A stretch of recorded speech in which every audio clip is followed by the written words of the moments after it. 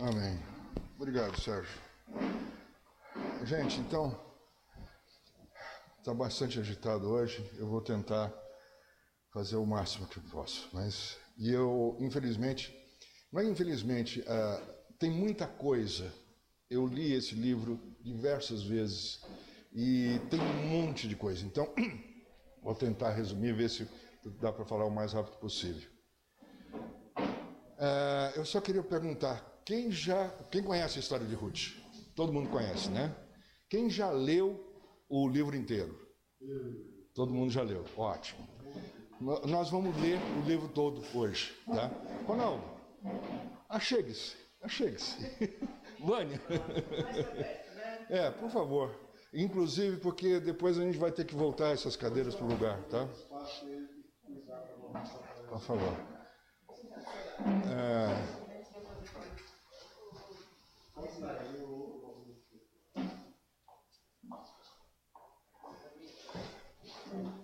E eu fico muito feliz que o Ronaldo esteja aqui, e o grande conhecedor da palavra, Sérgio também, porque eu resolvi fazer uma coisa diferente. O que aconteceu aqui? Eu resolvi fazer uma exegese do livro.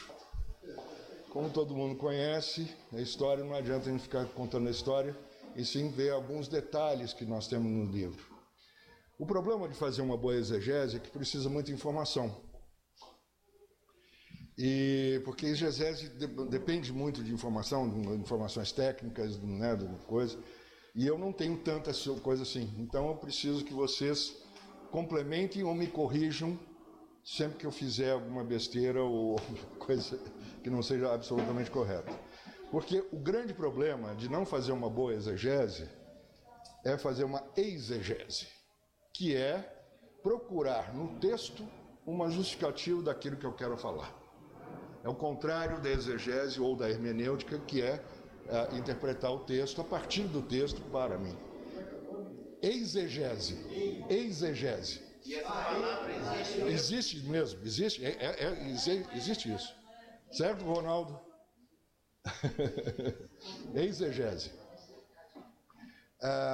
Mas então, indo mais rápido, na exegese, uma das coisas, o primeiro que você faz é levantar quem é o autor, quem é uma série de informações do ambiente do texto, tá? Então, o autor, por isso, mais aceito é Samuel. Vocês sabem que o Ruth está entre Juízes e Samuel. Samuel é o 12º juiz, né, os 11 primeiros, né, acaba com Sansão. Mas Samuel parece que tem várias justificativas para ser Samuel mesmo. Mas tem uma teoria que diz que ele foi realmente escrito ou editado no pós-exílio, né? na época de Neemias e Esdras, junto com Deuteronômio, etc. Tem aquelas dificuldades, né? Deuteronômio conta a história da morte de Moisés, então não poderia ter sido ele que escreveu. E tem algumas coisas aqui que eu vou chamar a atenção, que parece que não é uma coisa a ser escrita naquela época, tá? Então, talvez seja de uma edição posterior. O estilo de literatura é considerado uma novela, ou seja, não é tanto uma coisa factual, histórica, mesmo porque a Bíblia não tem a preocupação com a cuidade histórica do texto, né? Nós vimos que as datas começam a ficar meio difíceis de fazer conta com elas, né? O Rodrigo falou da contagem de anos de Juízes, que é muito difícil, e justamente ele passa na época de Juízes, e me levo a crer que realmente de 1500 a 1100 a.C. é a época de Juízes mesmo, mas tem conta de 100 e poucos anos até mais de 400 anos. Tá? Então, é um pouco difícil a gente fazer essas contas e ter absoluta certeza das datas. Mas, basicamente, então, nós estamos falando aí do período de Juízes, que mais ou menos 1500 a 1100 a.C. E uma outra coisa é a geografia, onde se passa isso, se passa em Israel e Moabe. Só para a gente ter uma ideia do mapa, Esse é o mapa que está aí depois, né, da conquista, né? Então já está aí as várias famílias, várias tribos, né?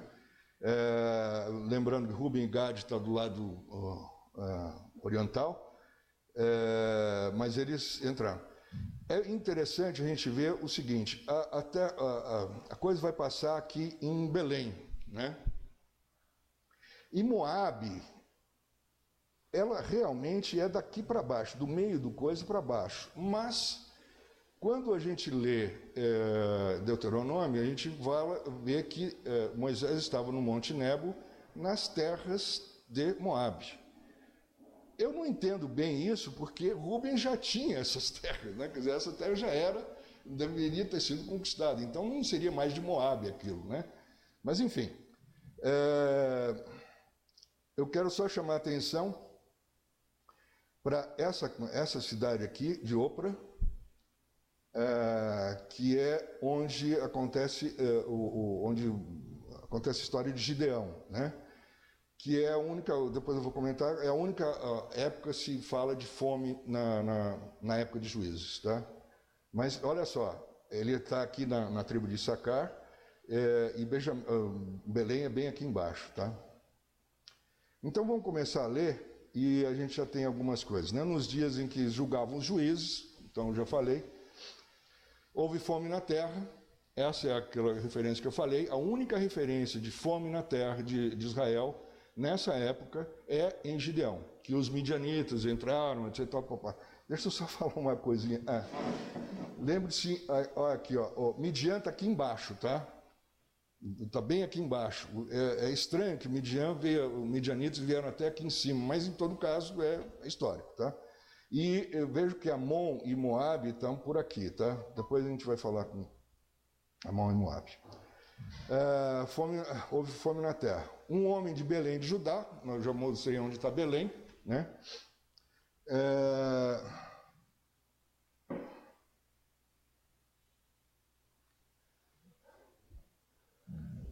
Saiu a habitar na terra de Moabe, sua mulher e seus 2 filhos.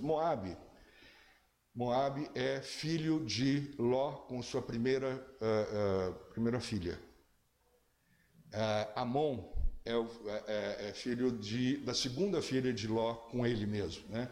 Então, esses 2 povos eram muito inimigos de Israel, sempre foi muito contra Israel, não impediram Moisés de passar pelas terras dele. Então, tem uma série de coisas que Moabe não parece ser nada amigo de Israel. No entanto, tendo fome, eles foram para essa terra com a mulher e os 2 filhos. Esse homem chamava-se Elimeleque. Bom, aqui começa uma das coisas que mostra que isso é realmente mais uma novela do que uma coisa factual. Tá? Eu não estou contestando que não é errada, a Bíblia não é errada, inerrância da Bíblia. Mas eu acho que a literalidade da Bíblia a gente tem que tomar um pouco de cuidado. Veja só, todos os nomes que vão aparecer aqui têm um significado que tem uma importância para a história. Tá? Elimeleque quer dizer Deus é meu rei. Isso aí já começa a dizer que realmente, na época de Juízes, o bordão do livro de Juízes não havia rei e cada um fazia o que dava na telha, né? O que achava certo. Então, Elimeleque, sempre que aparece Elimeleque, fica essa ideia de Deus é rei. Tá? Várias vezes vai aparecer isso e a gente vai ver isso. Noemi quer dizer graciosa ou minha delícia. Malom quer dizer doente. Quilom quer dizer desfalecido, fraco. Portanto, me parece meio impossível que uns pais coloquem esses nomes nos filhos. Só pode ser que isso aí é para dar uma ideia do que aconteceu com eles, né? É o nome da coisa, quer dizer, não é um nome próprio, né? Índio dá o nome da coisa. Eles também. Pois é, e provavelmente depois, né? Provavelmente depois. Nasceu doente. Nomes bíblicos, né? Uhum. Particularmente do povo de Israel, são exatamente o que significa. Muito interessante isso. Então, Eu conto uma história do índio. Hein? Eu conto uma história do índio. Bom, Efrateus, né? Belém é chamado Belém Efrata, mesmo no Novo Testamento, Belém Efrata, e eu fiquei pensando, mas Belém Efrata, Efraim, será que viria de Efraim isso? Mas Efraim está acima de Benjamim, né? E Belém está em Judá, então não deve ser isso. E não vi explicação de por que Efrata, ou Efrateu, né? Belém de Judá. E vieram à terra de Moabe e ficaram ali. Morreu Elimeleque. O que quer dizer morreu Elimeleque? Morreu o Deus que é rei. Ou seja, eles estavam numa terra em que o Deus já não era mais rei. Isso para mim é muito significativo, né? Maria de Noemi, e ficou ela com seus 2 filhos e casaram com as mulheres. Veja só, e casaram com mulheres moabitas. Esse termo moabita vai aparecer várias vezes, até como um epíteto de Ruth, né?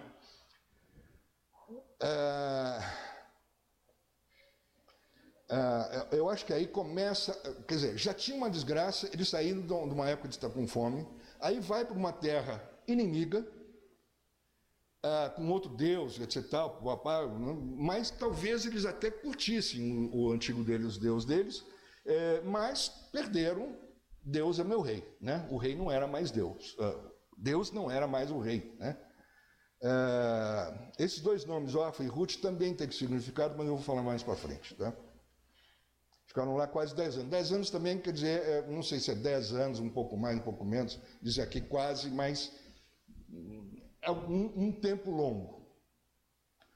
Morreram também Malom e Quilom.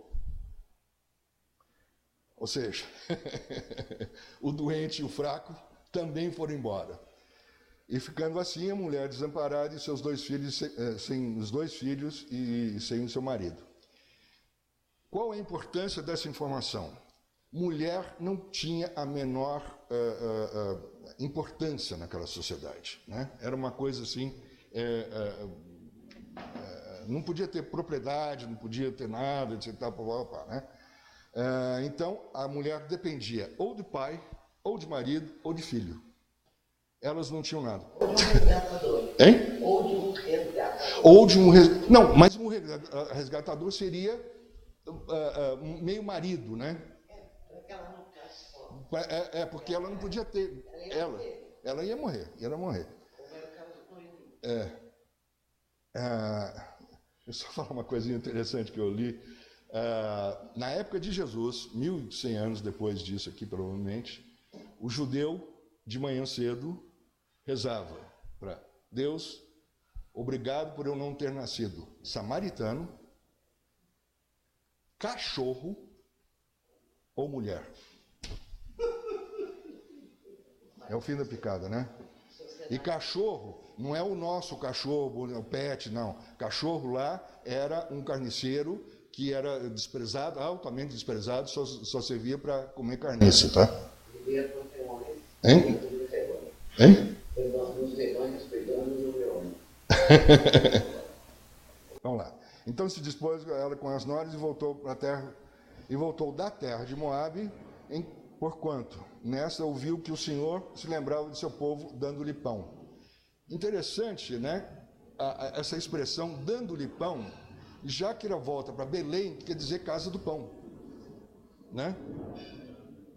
Então sai de Moabe, sai daquela da opressão, do inimigo, da desgraça, etc., para a casa do pão, né? E aí começa até agora não apareceu o nome Senhor, e a partir daí ela vai aparecer muitas vezes, o Senhor. Chama atenção esse negócio dela ficar falando Senhor, Senhor, Senhor, Senhor, ou seja, voltando a ser Elimeleque, Deus é meu rei, né? Onde eu estou? Dando o pão. Saiu, pois, ela com suas 2 noras no lugar onde estivera, e indo elas a caminho de volta para a terra de Judá, disse-lhe Noemi: ide de volta para a casa de sua mãe. Olha só o que ela fala. Ela não fala, volta para a casa do seu pai. Ela fala, volta para a casa da sua mãe. Provavelmente, essas meninas não tinham pai, né? Se estão falando, volta para a casa da sua mãe, é porque... Talvez, eu não tenho certeza, não está escrito, não vi nenhum comentário, mas me chama a atenção que ela falar... E o Senhor use convosco benevolência, como vós usaste com os que morreram e comigo. Elas, né, quer dizer, com os que morreram, quer dizer, com os maridos dela e com ela mesmo, porque ficou lá. O Senhor vos dê que sejais felizes, cada uma na casa de seu marido. Ou seja, primeiro ela fala para ir para a casa da mãe, para depois ficar com o marido. Isso é mais uma indicação, me parece, que elas não tinham pai. Tá? Não sei se eram irmãs ou primos, enfim, provavelmente não tinham pai. Né? Elas, porém, choraram em alta voz e disseram, não, iremos contigo ao teu povo. Porém, Noemi disse, voltai, minhas filhas. Olha só esse termo, minhas filhas. Ela já tinha admitido elas como filhas. E isso, normalmente, é isso mesmo, né? Depois que a mulher ia para a família, ela passava a ser da família mesmo, né? Era uma coisa assim...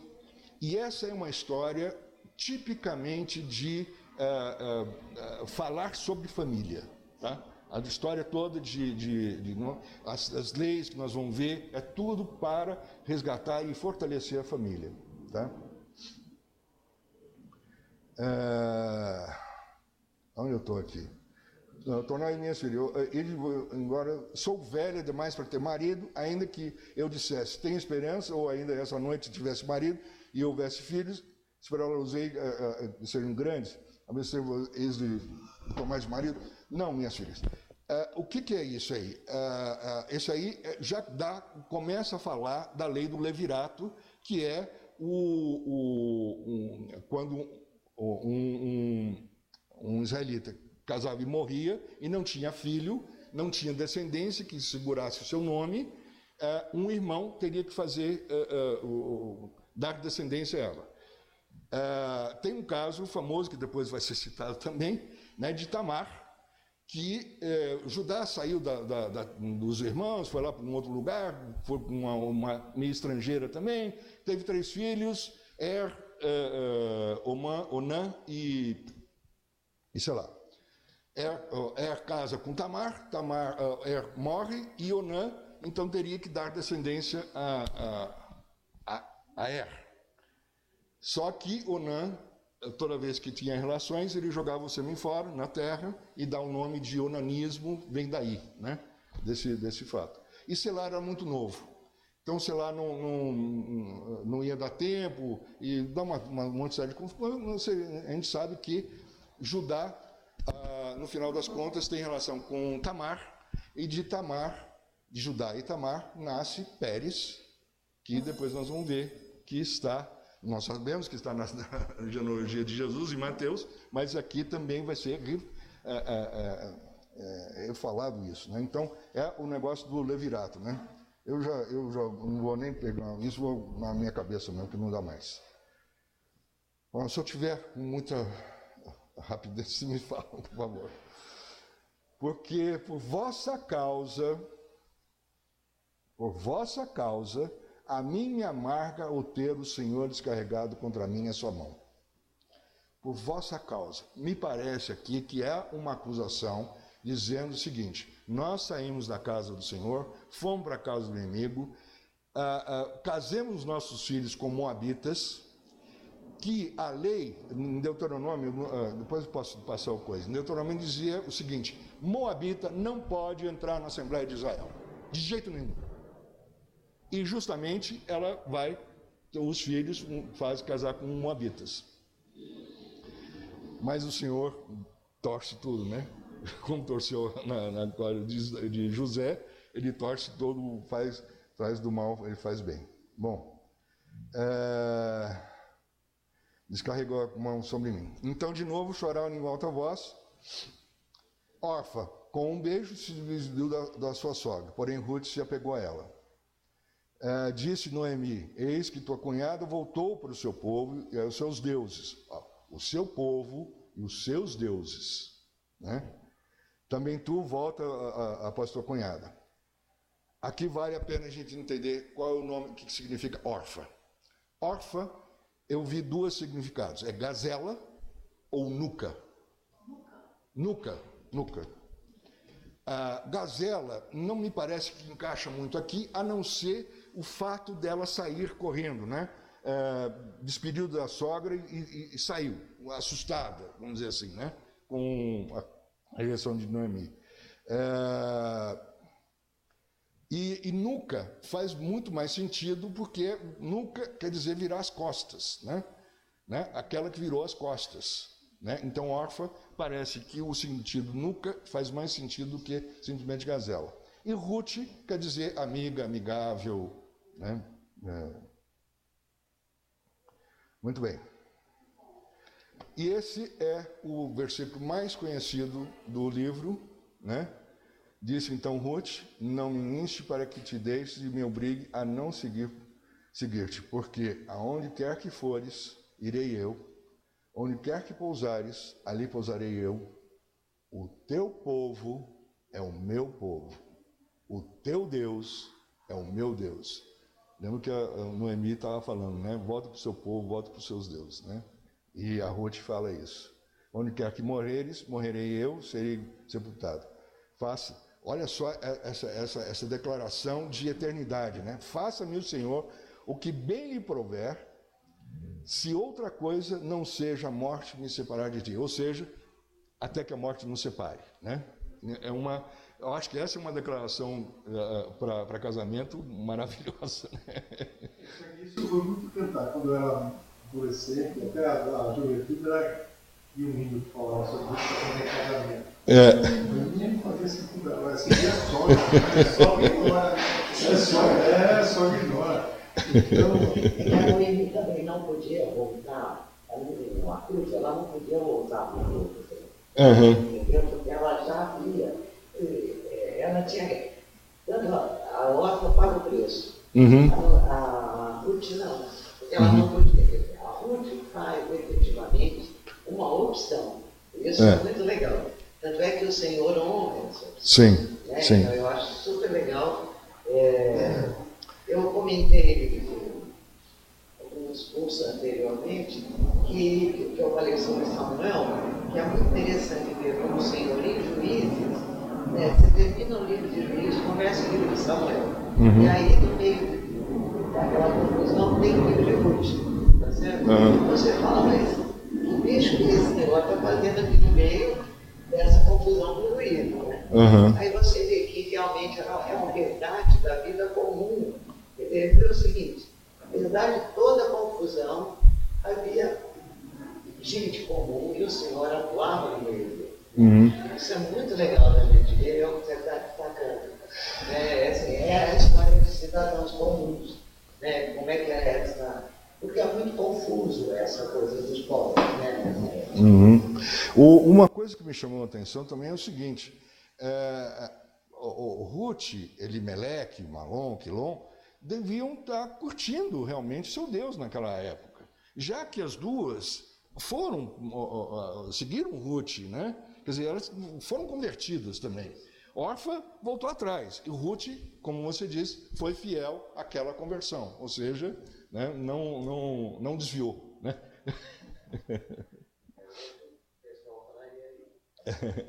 Mas vamos lá. Vendo, pois, Noemi que em todo estava resolvida, acompanhar ela, deixou de insistir, então foram para chegar em Belém. Sucedeu que, ao chegar ali, toda a cidade se comoveu com ela, e elas diziam, não é esta Noemi? Essa não é a graciosa, né? A minha delícia, né? Coisa. É muito interessante isso. Porém ela disse, não me chameis Noemi, mas Mara, porque grande amargura tem dado o Senhor. Mara, a gente sabe que é amarga. né? Então, Noemi volta realmente muito pesada, né, desalentada, na verdade. E ainda tinha que levar a Ruth, né? Coisa. Enfim, eu acho que... e essa viagem, olha, no mínimo tinha uma semana. Eu acho que daria mais de um mês. De Moabe, eu não sei exatamente em Moabe onde estava, mas teria que dar a volta, passar o Jordão para chegar em Belém. Belém é montanhoso também, é na montanha. Quer dizer, subir a montanha não é assim fácil, né? Você colocou que ainda tinha que levar Ruth. A Ruth, É como se Ruth fosse o peso, mas eu acho que é invertido. Sim. O peso seria Noemi. Ela queria libertar a Ruth desse encargo. Talvez, Tanto que depois Boaz elogia a Ruth pelo cuidado que ela teve com a sogra. Ela poderia ter feito com a órfã de virar as costas e ir embora, né? Exatamente. Isso é interessante, porque aquela outra frase que fala por causa de vocês eu estou triste, eu acho que é o contrário. Ela falou assim, eu estou me culpando pelo peso que eu estou colocando em vocês. Uhum. E aí casa com isso aqui. O peso ser a Noemi e não a... O meu sofrimento de ter perdido o filho, o marido é mais pesado por causa de vocês, pelo sofrimento que vocês estão tendo que enfrentar. Uhum. Como se uma maldição, entre aspas, tivesse caído sobre ela e derramado sobre as outras duas, né? Realmente há essa inversão. Nesse primeiro capítulo, a figura principal é Noemi. A partir daí, ela começa a sair um pouquinho de cena, né, no foco, e começa a aparecer mais Ruth no coisa. Bom, vamos lá. Olha só, ditosa eu parti, porém o Senhor me fez voltar pobre. Ou seja, ela saiu, quando ela tinha fome, alguma coisa ela tinha. E nós vamos ver que ela tinha até terras também. Então, Elimeleque tinha terras. Era um parente de Boaz que era rico também, né? Então, parece que era só uma questão de fome, não era questão de dinheiro mesmo. Ditosa eu sair daqui, né? Ela saiu para casar. Hein? Ela saiu para casar. Noemi? Não. Ela tinha um marido, né? Eu já tinha, Ela tinha um marido. E os filhos? Então, ela tinha tudo. Uhum. Marido e dois filhos, dois filhos homens. Pacotes, mas era um doido.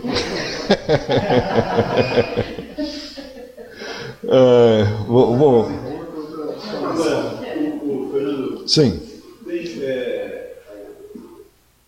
Chama atenção o fato de que está referido aí várias vezes o Senhor. Senhor. E na tradução, na maior parte das traduções, quando se grafa o nome do Senhor, todo em maiúscula, é Yahvé. No original você tem Yahvé. Então, ela está enfatizando a experiência do Senhor de Israel, aquele que se manifestou a Moisés. Pois é, por isso que eu disse, a partir daquele momento, quando ela usa a primeira vez, aí começa a aparecer demais Senhor, todo em maiúsculo, ou seja, Yahvé, né? Tem outro nome comum de Deus que é o Todo-Poderoso, também apareceu várias vezes, mas o principal nome é o Senhor. Pois é, o Senhor chama muita atenção, né? Ruth, Sonora, olha lá.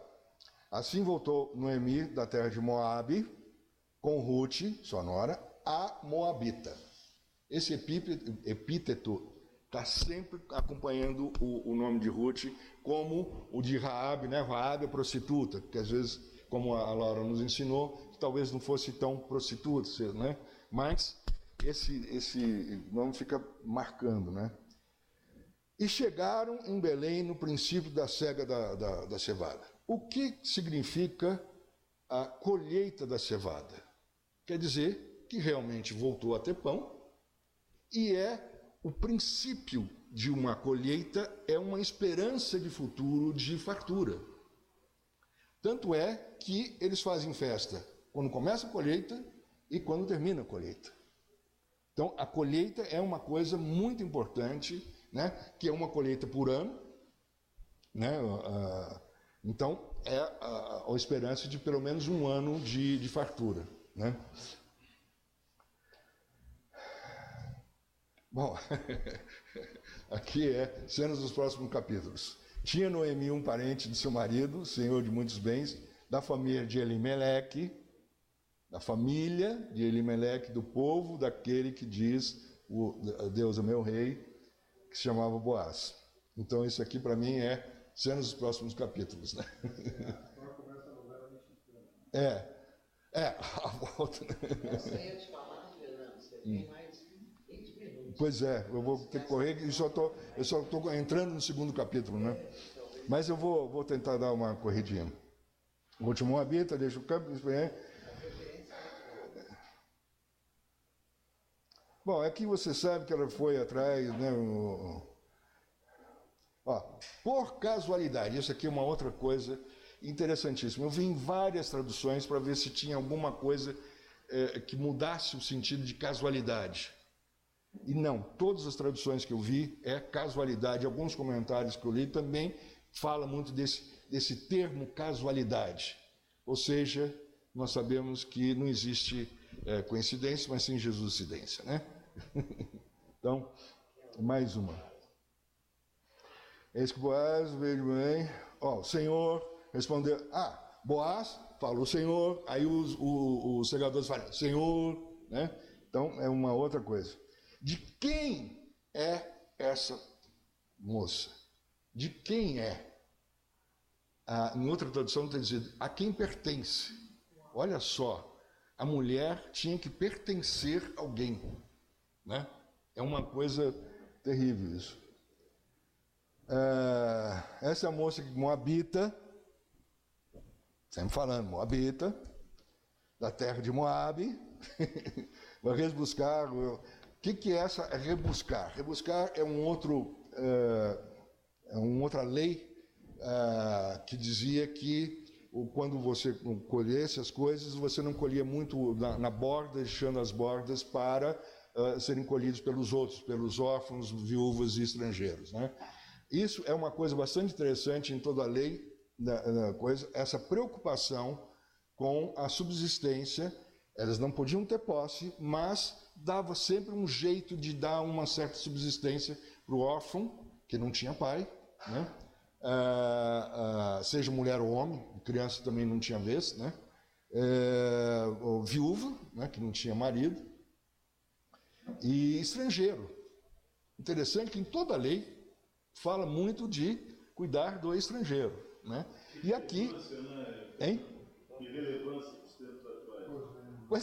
Pois é, a gente precisa ver muito isso de... Nós estamos tratando dos venezuelanos. Não, aí eu diria até mais, Sérgio, eu acho que é o diferente. Né? O estrangeiro, às vezes, como a Célia trouxe, né?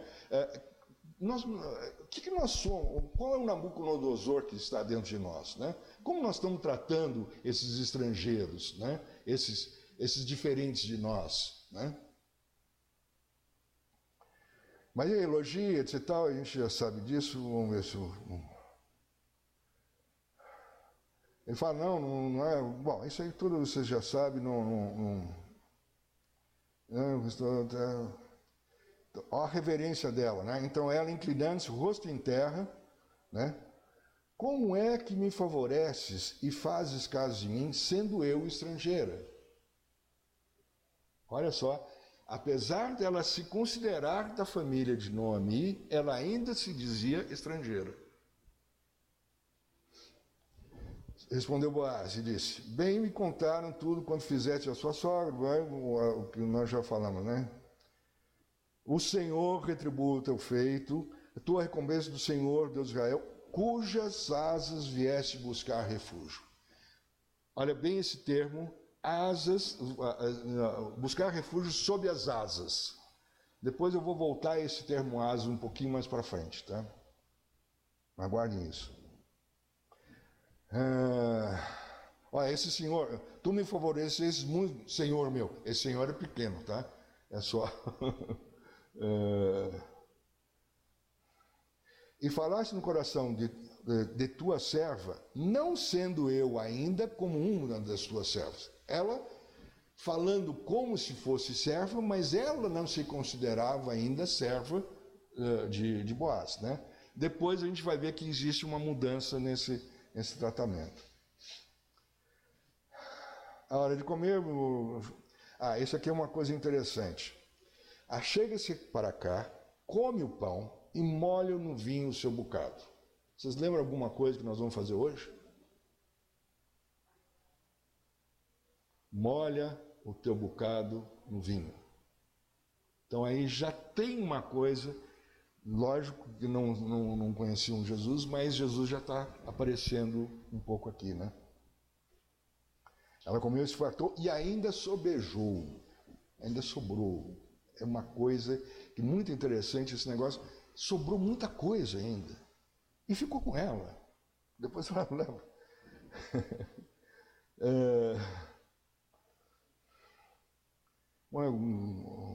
Aqui não acho que não tem muito importante.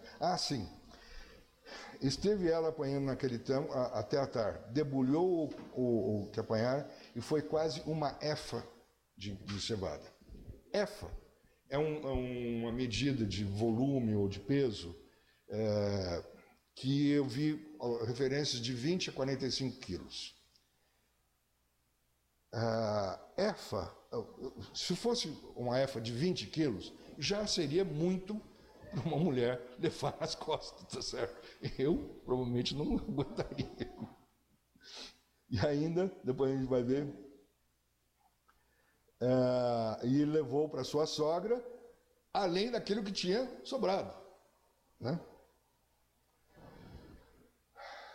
Aonde colhesse hoje e trabalhasse, bendito seja aquele que te acolheu favoravelmente. Olha só, primeiro ela fala, bendito aquele que eu não sei, mas que te acolheu. Ótimo, obrigado por ter acolhido.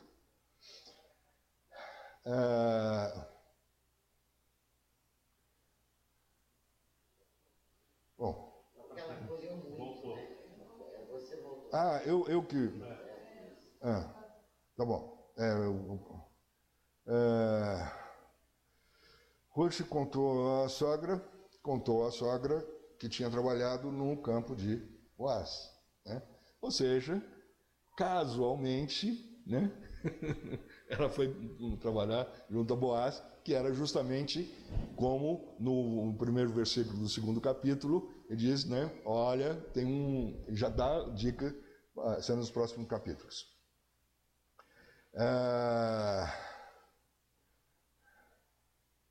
Aí ela fala, bom, esse é o nosso parente, né, os resgatadores. Resgatador é outra coisa, outra lei. Eu tenho todas as referências aqui, mas eu não vou falar porque a gente tem, né? Mas está em Deuteronômio 25, se não me engano. O resgatador, deixa eu até pegar aqui, porque tem uma coisa interessante dessa coisa de resgatador, que é o seguinte, o resgatador podia fazer 3 coisas.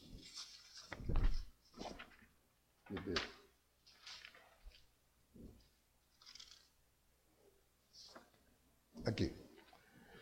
O resgatador, a gente sabe, né, que o resgatador é aquele que, no ano do jubileu, a cada 50 anos, as terras, como disse a Vera, a terra era uma identidade da pessoa, a propriedade, até o Deus, né, era assimilado com a terra. Raquel rouba o Deus o ídolo, não, o ídolo, né, de Labão, por causa de terra. Terra tem uma coisa muito... E a cada 50 anos, se alguém tivesse perdido a terra por algum problema financeiro, por algum problema, etc., ela voltaria para aquele. Desde que tivesse um parente. Por isso que era tão importante que o nome continuasse, né? Para ele voltar a ter isso. Porém, se alguém perdeu alguma coisa, mas antes do jubileu, poderia ter um resgatador que já traria isso de volta para a família, para o nome da família, né? E ele poderia resgatar um membro da família vendido como escravo. Olha só, se o cara, né, por algum motivo fosse vendido como escravo, o resgatador teria direito de ir lá e comprar ele de volta.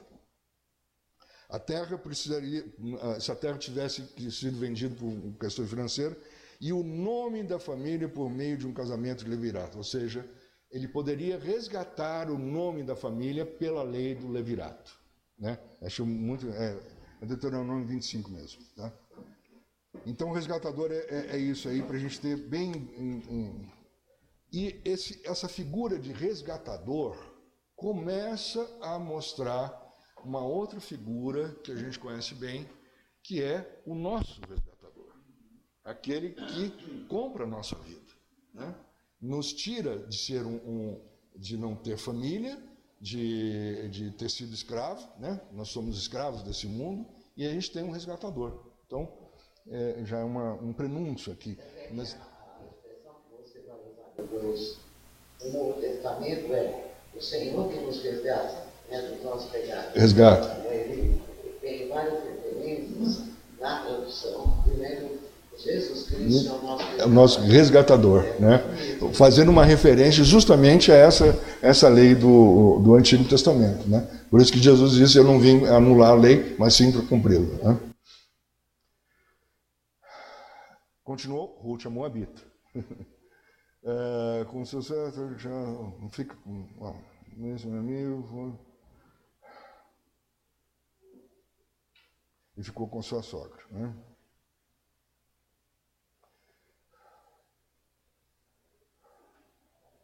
Aí fala que Boaz é o resgatador, etc. E aí começa o planinho da Noemi. Banha-te e unge-te. Põe os teus melhores vestidos, desce a eira, porém não deseja conhecer o homem até que ele tenha comido e bebido. Ou seja, era uma festa do fim da colheita, e aí, enchia a cara, né? Agora, muito interessante essas duas coisas que estão aqui. Descobrir os pés é um eufemismo de tirar a roupa. Pé, por sinal, é um eufemismo de genitália. E eira era o lugar onde se fazia sexo. Né? Alcova seria na eira. Tá? Então, está tudo aí montado. No Brasil está na real, né?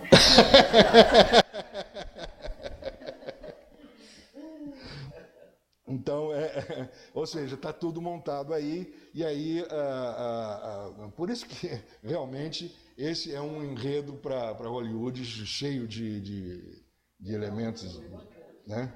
Bom, eu fiz como a sua sogra falou, tendo Boaz comido e bebido, estando já de coração um tanto alegre,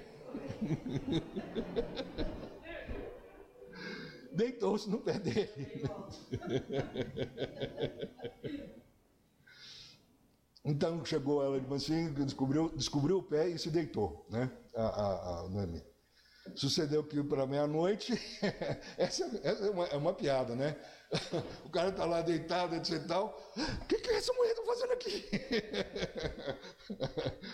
Essa é desculpa de bêbado, né? Não sei o que estava fazendo, né? Mas vamos lá. Quem és tu, né? Ela respondeu, sou a Ruth, a Rutinha, né? Olha só, aí ela fala, tua serva. Aí ela fala, tua serva. Estende a tua capa sobre a tua serva. A palavra capa pode ser traduzida por asa. Ou estende a tua capa pode ser manda a sua asa sobre mim. Capa e asa tem a mesma palavra. É o acolhimento, né? Porque você é meu resgatador, né? Então você pode me resgatar, né? Bendita sejas tu do Senhor, minha filha, fosse benevolência da primeira vez, blá, blá, blá. É muito interessante isso aqui. Pois não foste após jovem, ela não foi procurar um jovem, mesmo rico ou pobre. Ou seja, ele já devia ter mais velhinho. Devia ser primo lá de Elimeleque, né? Então talvez da mesma idade ou alguma coisa desse tipo, né? E ele fica impressionado com isso, mas ele já estava apaixonadinho pela Ruth, né? Bom, mais 10 minutos. Fica aqui essa noite e olha, não sai, né?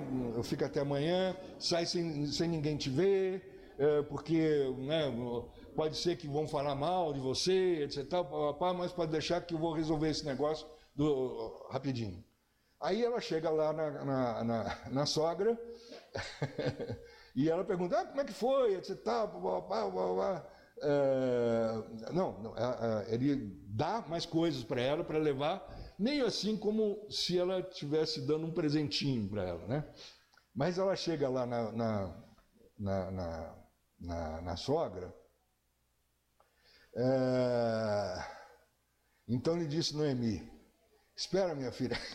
Eu fiquei pensando assim, a Noemi, quando a Ruth falou, olha, deu tudo certo, etc. Aí a Noemi, yes! Deu certo o meu plano, né? Agora nós vamos resgatar. Olha, não vai demorar nem hoje para resolver isso. Então Boaz subiu à porta da cidade. É interessante esse negócio de porta da cidade. Porta da cidade é uma referência mais ou menos ao que a gente tem aqui de cartório. Tá? Tudo se resolvia na porta da cidade, né? Então ele reúne lá, chama o outro resgatador, etc. Na sucessão tinha um resgatador antes dele. Precisava saber se o cara queria ou não a Ruth, né? Exatamente. Então, ele vai lá, chama o pessoal e fala, Noemi está vendendo, etc. Mas chama o outro resgatador e fala, olha, você é o primeiro da lista, né? E você vai resgatar? Ele, comprou umas terrinhas aí, né? Legal. Vamos lá, eu vou resgatar. Aí o Boaz, olha só. Porém, Boaz, no dia que tomares a terra de Noemi, também tem que tomar a Ruth e dar continuidade ao nome de Malom, que era o antigo marido dela. Falei, bom, aí eu acho que não. Porque aí a terra dividia. Aí todos os bens dele seriam divididos, né? Não só os que ele estava resgatando, né? Então, aí ele falou, não, então eu não quero. E aí, essa referência aqui, esta era outrora o costume em Israel. Quando os resgates de permutas, o que queria confirmar qualquer negócio, tirava o salário e dava ao seu parceiro. Assim se confirmava o negócio em Israel. Esse trecho é um trecho que não cabe como sendo escrito por Samuel. Porque se era uma coisa, ele estava ali, era uma coisa que estava. Então isso provavelmente é uma glosa, ou um acréscimo, né, feito numa edição posterior, mais tardia, depois no pós-exílio, tá? Porque é meio esquisito isso, né? E esse negócio de entregar o calçado, na verdade, a referência que existe na lei, em Deuteronômio, justamente na lei do resgatador, é que se o resgatador não quisesse, a resgatada poderia tirar o sandália dele, dar um tapa nele, e ele ia ser considerado um descalço, porque ele não cumpriu a lei do resgatador, né? Mas aqui é simplesmente para dizer que, olha, realmente eu não quero mesmo, está aqui o meu calçado, não preciso me bater na cara, tá? Então Boaz disse aos anciãos, olha, então está tudo aqui, olha só, de novo volta aquelas palavras, né? Vós sois testemunhas que comprei da mão de Noemi tudo que pertencia a Elimeleque, Malom e Quilom. Ou seja, ele resgata as propriedades que viriam desses nomes, né? Junto com a Ruth. E também tomam por mulher Ruth, a Moabita. Esse negócio de ficar repetindo a Moabita, me impressionou. Toda vez que fala fala muito de Moabita, que era uma coisa absurda para Israel. Mas, enfim. E ele faz uma referência, né? Somos testemunhas. Senhor, faça essa mulher que entre na tua casa como Raquel e como Lia, que ambas edificaram a casa de Israel. Ou seja, Raquel e Lia, de uma certa forma, eram estrangeiras para Jacó, para a família de Jacó, né? Ou de Isaac, né? Desculpe, de Jacó. Estou confundindo tudo. Mas, enfim, parece que elas eram umas estrangeiras e formaram a nação de Israel a partir de Raquel e Lia. Está certo que com 2 concubinas, mas a gente sabe que as concubinas não contavam muito, né? Contava a senhora da coisa. Então, por isso que ele só faz referência a Raquel e Lia aqui, né? Acho eu. Olha aí. Seja a tua casa como a casa de Pérez, que Tamar teve de Judá pela prova do Senhor dessa jovem. Isso bênção dos anciãos, não é isso? Não. O Boaz está falando, vocês são testemunhas disso. Não, mas todo o povo que estava na porta, os anciãos disseram. Sim, desculpe, isso. Somos testemunhas, sim. É uma bênção coletiva. Coletiva, muito bem, muito bom. Muito bom.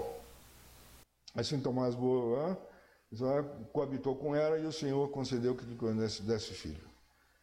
Então as mulheres disseram a Noemi. Agora volta a falar a Noemi, né? Não mais a Mara.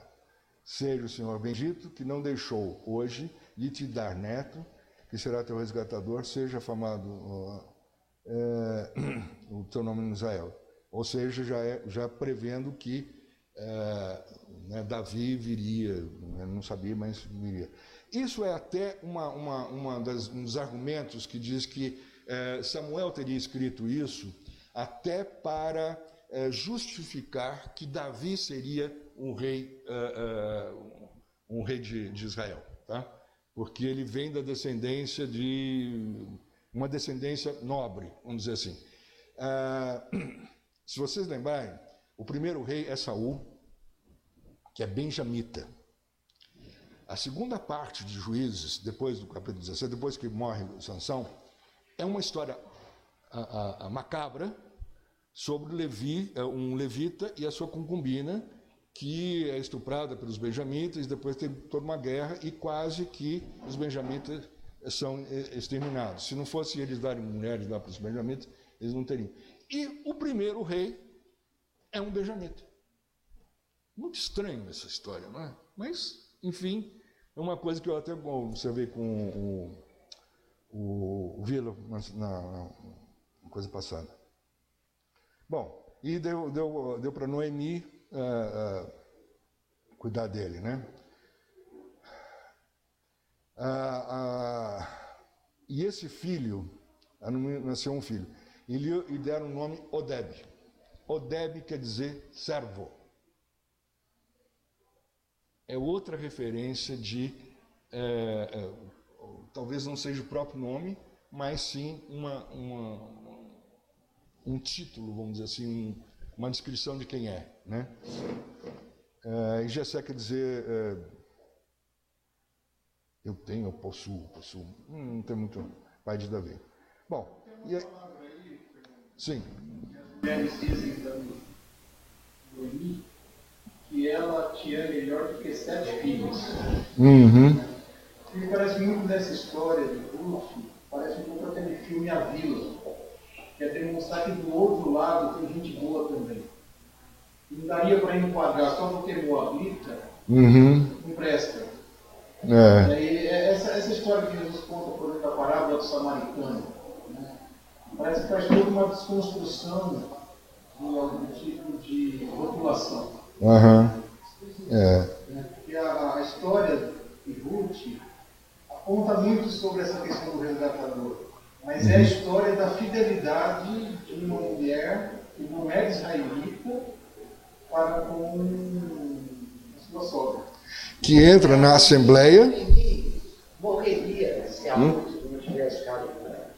Ela não tinha câncer. Sim, não tinha. Eu acho que a Ruth estava querendo morrer mesmo, quando despediu as outras duas. A Noemi. Ela sabia que ela ia morrer. Ela não tinha. Não tinha para onde fugir, né? Realmente. Depois ela ganhou uma família. Uma família que vale mais do que 7 filhos, né?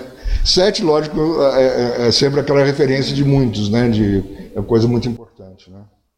Bom, e aí a gente sabe que mostra a genealogia. E aqui uma coisa interessante, Pérez gerou Esrom, Rão gerou Aminadab, é difícil falar esses nomes, né? Naasson gerou Salmão gerou Boaz. Salmão, se é o Salmão da Raabe, então é do início da conquista de Josué. Ruth ou Boaz está onde?